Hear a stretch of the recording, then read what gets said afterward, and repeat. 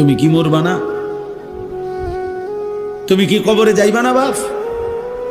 এই পৃথিবীর কত রাজা বাদশাহ কবরে চলে গেছে, তুমি কি কোনোদিন কবরস্থান দেখো নাই? তুমি কারো জানাজা পড়ো নাই?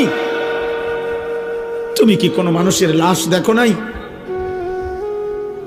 আমি 5 দিন আগে আমার জ্যাঠার সাথে কথা বলে আসছি, বাড়িতে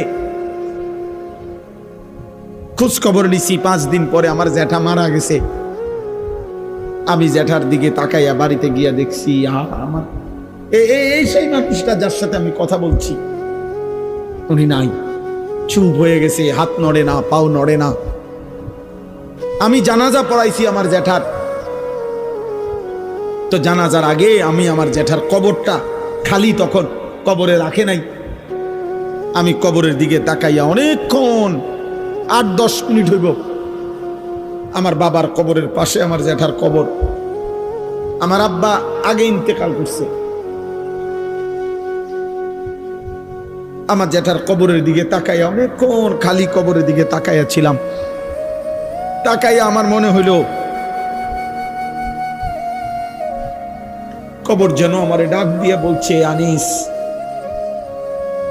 আমার কাছ থেকে 1 মুঠ মাটি দিছিলাম আমি তোমার জ্যাঠারে বানাইবার জন্য, আজ আমার মাটি আমি ফেরত নিলাম। ওয়াফিহা নুঈদুকুম, নওজোয়ান, তোমার মাটি মাটির কাছে ফেরত চলে যাবে।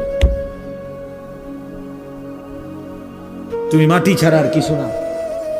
তোমার এই চোখ, নাক, কান, হাত, পাও, হ্যাঁ, এটা চোখ, নাক, কান, মাটি, মাটি, ও মাটির টুকরা। ওয়ালাকাদ খালাকনাল ইনসানা মিন সুলালাতিন মিন তিন। আল্লাহ বলছে শুকনো মাটি থেকে, ঠনঠনে মাটি,